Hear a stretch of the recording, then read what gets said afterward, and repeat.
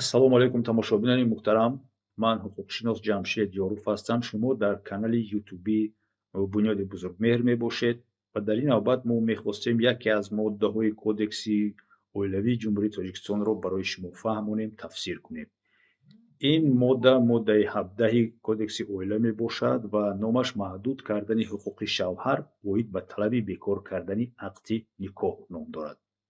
чӣ хеле ки мо медонем дар қонунгузории ҷумҳурии Тоҷикистон оварда шудааст, ки ҳуқуқи зан ва мард баробар аст ва ин баробарӣ агар ба назари ҳуқуқи оилавӣ бинем, якум дар он дида мешавад, ки зан ва мард ҳуқуқ доранд, ки бо розигии ҳамдигар ақди никоҳ банданд ва ҳамчунин ҳуқуқ доранд, ки бо розигӣ ин ақди никоҳро бекор кунанд. дар ин ҷо ба ягон кас авлавият дода намешавад, на ба зан ва на ба мард.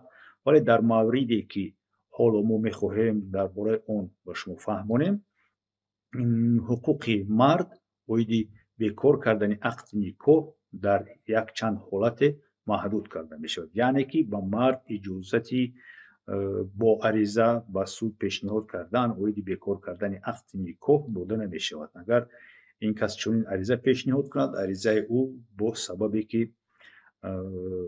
бархилофи моддаи 17 Кодекси Оила пешниҳод карда шудааст, баргардонида мешавад ва ин аризаи ӯ дида намешавад. моддаи 17 чӣ мегӯяд? моддаи 17 мегӯяд, ки шавҳар ҳуқуқ надорад ҳангоми ҳомиладории зан ва дар давоми 1.5 соли пас аз таваллуди кӯдак бе розигии зан ба суд оиди бекор кардани ақди никоҳ даъво пешниҳод намояд. бинед, дар инҷа мафҳуми нуқтаи асосияш ин бе розигии зан аст.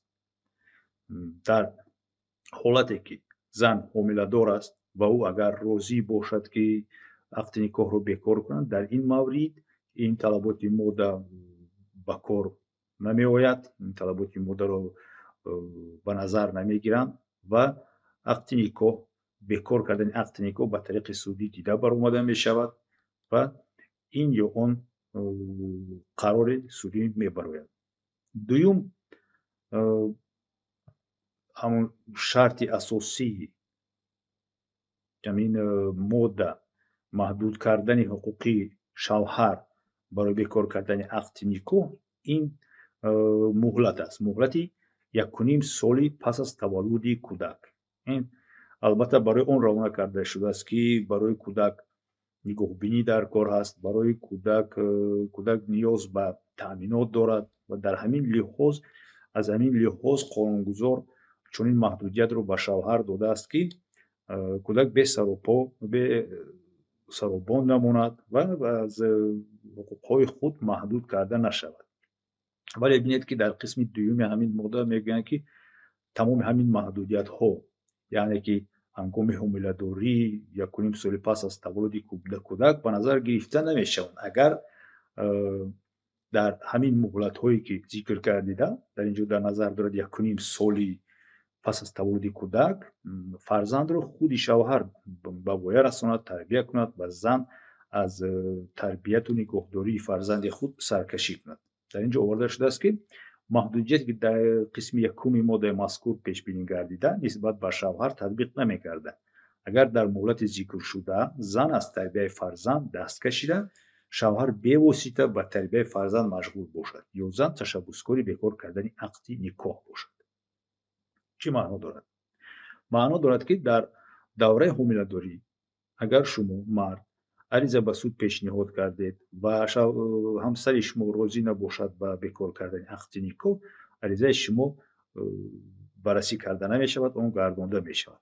вале агар дар ҳамин давраи ҳомиладорӣ ё ин ки дар давраи 1.5 сол пас аз таваллуди кӯдак худи зан низ розӣ шавад, пас ин маҳдудиятҳо, чӣ ҳомиладорӣ, чӣ 1.5 сол пас аз таваллуди кӯдак аз байн бардошта мешаванд ва аризаи шуморо суд баррасӣ мекунад.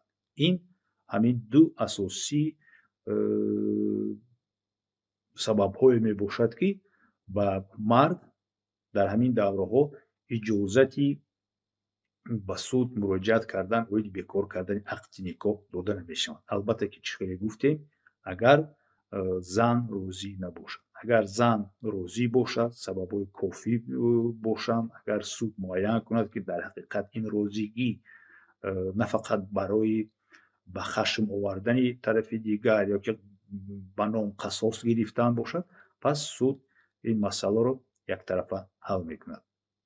дӯстони гиромӣ, хоҳиш мекардем ки ба канали мо касе обуна нашудааст, обуна шавед. Комментария, савол дошта бошед, марҳамат, дар зери ҳамин видеои мо ба мо ирсол намоед. Иншоалло ба ҳамаи онҳо мо кӯшиш мекунем ки ҷавоб гардонем. Лайку дигар ҳамон нуқтаи зангулаи дар поён бударо низ зер карданро фаромӯш накунед, чунки маҳз бо ҳамин амалҳои шумо ки аз шумо ҳеҷ чиз намеравад, вале боиси он мегардад ки видеоҳо, он наворҳое ки мо барои баланд бардоштани савияи ҳуқуқи шаҳрвандон паҳн мекунем, ҳарчанде бештар ба мардум аз тарафи алгоритмҳои ютуб пешниҳод карда мешавад ва ба ин кори шумо ҳам саҳми худро дар ин роҳ мемонед. бо шумо ман Ҷамшед Ёров будам. Ташаккури зиёд ки бо барнома ҳамроҳи ман будед.